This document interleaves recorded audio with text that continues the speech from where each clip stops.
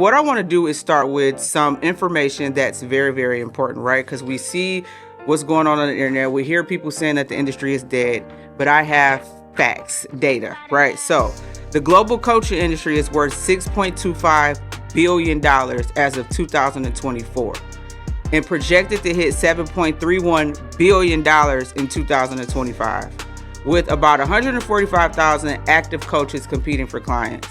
Yet, according to this statistic, the average coach earns about $256 an hour, while top coaches in their industry get anywhere from $50K per engagement for a similar expertise. Welcome to season 2 of $1 Million Messaging. I'm your host, Sierra Say, and we are back. I am super excited about this season because I'm going to get real specific with talking specifically to a few industries that I've worked in, and a couple industries that I've consulted in, but I haven't done any direct work. But there's still things that I see being done on the marketing side that I would do differently if I worked in those industries. So today, the first industry that we're going to be talking about is coaching and consulting, primarily because that's where I come from. I work with coaches and consultants pretty much for 5 years straight. Like, that was the only industry I worked in until I started to venture out. And what I want to do is start with some information that's very, very important, right? Because we see what's going on the internet. We hear people saying that the industry is dead, but I have facts, data, right? So the global coaching industry is worth $6.25 billion as of 2024 and projected to hit $7.31 billion in 2025, with about 145,000 active coaches competing for clients. Yet, according to this statistic, the average coach earns about $256 an hour, while top coaches in their industry get anywhere from $50K per engagement for a similar expertise. So a lot of people are saying the coaching industry is dead. It's not. What I am going to reveal are 3 things that's really stopping coaches and consultants from growing their business. And yes, most of it has to do with messaging. Okay, so let's start with the issues themselves. There are 3 specific issues. It may be more, but I want to speak to 3 issues specifically on the marketing side. If you are a coach or a consultant and you feel like you're not getting as many clients as you used to, your revenues are dropping, you feel like nothing that you're putting out into the marketplace is really resonating with who you feel your ideal client is, it may be because of one of these 3 things. Number 1, you're doing too much telling and not enough showing. We are in an era in the digital age where anybody can sit behind a camera and say anything just because they have teleprompters now, right? So you have to be able to show what you do just as much as you're telling people about what you do and how you do it. The second thing is your messaging is extremely wide instead of being extremely deep, and I'll talk more about what that means. And then the third thing is you do not talk about your transformation enough. Transformation.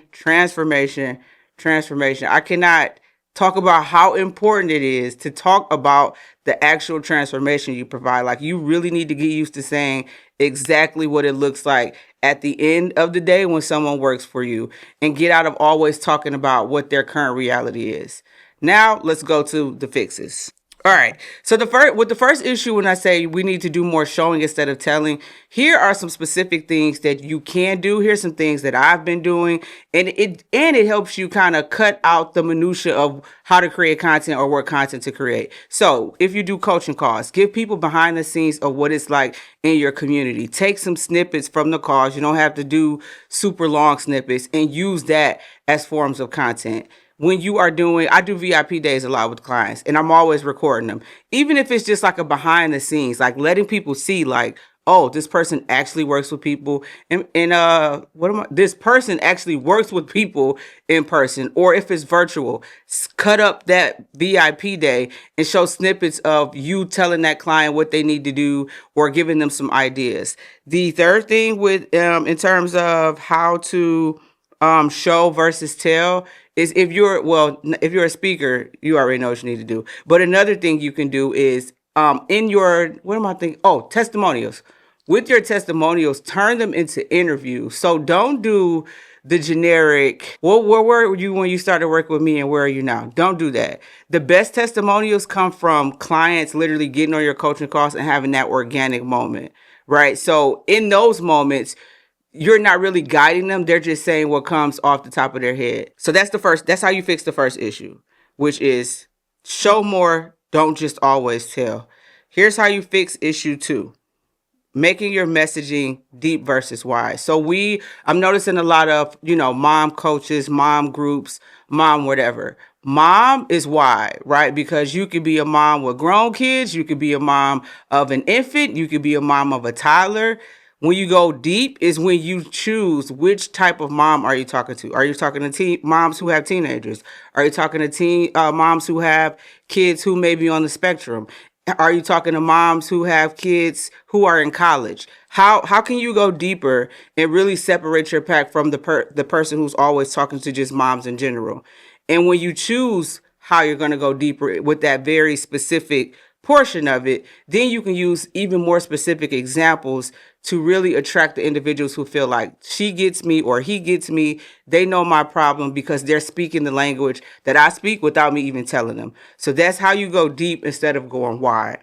And then the third thing is the transformation. Your transformation should be the anchor of your messaging. So if any of you follow me on Instagram, the primary transformation I talk about is turning email subscribers into customers. I will scream that from the mountaintop forever. When I first started, it was all about messaging, right? Which is the foundation of my career, but it's no longer the transformation that I kind of hang my hat on, even though I'm still good at it. But your transformation should be the anchor of your messages. So you need to ask yourself, once again, all the time, at the end of the day, where is the person going to be after they work with me? Like, so if you are a social media person, what is your transformation? Are you increasing followers? Are you increasing engagement? Are you increasing sales via Instagram? If you are a LinkedIn specialist, are you increasing connections? Are you increasing, video views? Like what is the transformation? We have to remember, in the coaching and consulting world, sometimes it can seem saturated, but it's really not.